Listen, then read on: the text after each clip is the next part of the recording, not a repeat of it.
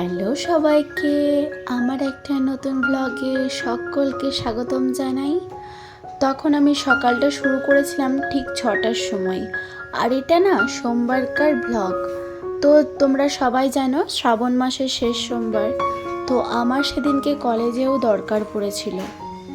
তো আমি শিব ঠাকুরের মাথায় জল টল দিয়ে একটুখানি ওটস আর একটুখানি সন্দেশ খেয়ে বেরিয়ে পড়েছিলাম।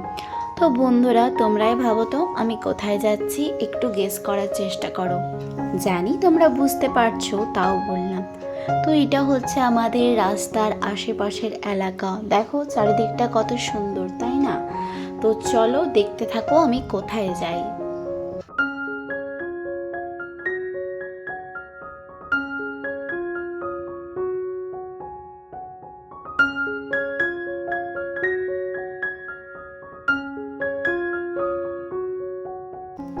তো সকলে বুঝতেই পারছো এটা স্টেশন, আর আমি চলে এসেছি কিসের উদ্দেশ্যে? কলেজের উদ্দেশ্যে।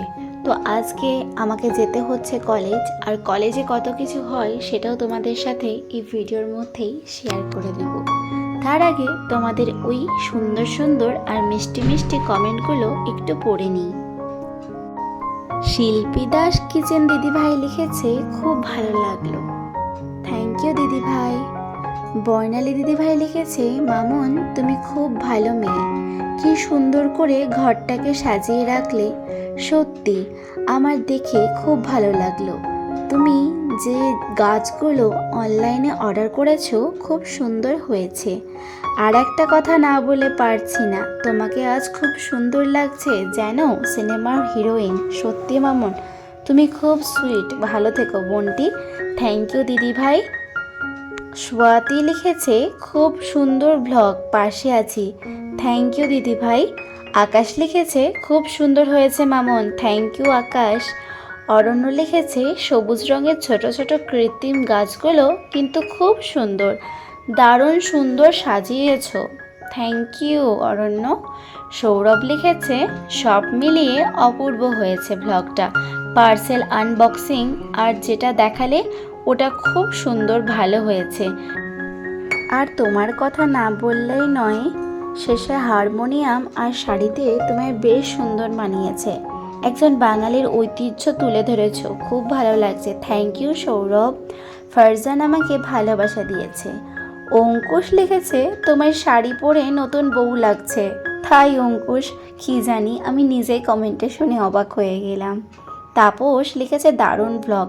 Thank you Tapas. Adore TV লিখেছে, very wonderful video. Thank you.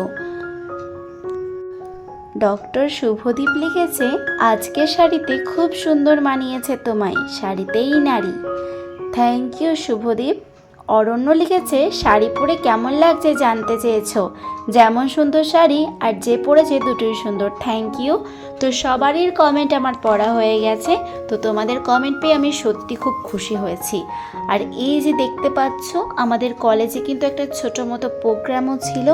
তো হর ঘর তিরঙ্গার ব্যাপারে সেখানে বোঝাচ্ছিল, এবং আমাদের যত কালচার রয়েছে সেই সমস্ত বিষয়ে আমাদের বক্তৃতা দিচ্ছিলেন প্রিন্সিপাল, এবং আমাদের কলেজে যত টিচার আছে সম্মানীয়, তো ওনারা দিচ্ছিলেন। আর এখানে বন্দে মাতরম সঙ্গীত আমাদের করতে বলা হয়েছিল, তো আমরা সেটাই করছিলাম।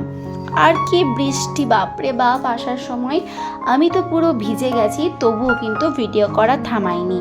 কেননা ওই পারে যে আমার বন্ধুরা ওয়েট করে থাকে আমার একটা ছোট্ট ভিডিওর জন্য, তাই তো আমার ভিডিও করা থামেনি। তো হাতে ছাতা নিয়েও কিন্তু আমি ভিডিওটা কন্টিনিউ তুলে গেছি। কি করব, তোমাদেরকে শেয়ার করতে হবে যে, আর আমি তোমাদেরকে শেয়ার না করে থাকতে পারবো না। তো প্রথমে ট্রেনে উঠে, ট্রেনটা প্রথমে ফাঁকা ফাঁকাই ছিল, কিন্তু তারপরে আবার ভর্তি হয়ে যায়। আর এত বৃষ্টি, জানালা দিয়ে পুরো জল চলে আসছে, কিন্তু জানালা বন্ধ করে থাকার ক্ষমতা আমার নেই, তাই জানালা তুলে দিয়েই বসেছিলাম। আর প্রচুর মেঘ ঘনিয়ে আসছিল, কিছু করার নেই। আর ওদিক থেকে মা আমাকে কন্টিনিউ ফোন করে যাচ্ছে যে কখন আমি বাড়ি পৌঁছবো। তো যাই হোক, তাড়াতাড়ি বাড়ি পৌঁছে একটু রেস্ট করে নিয়েছিলাম। বাই।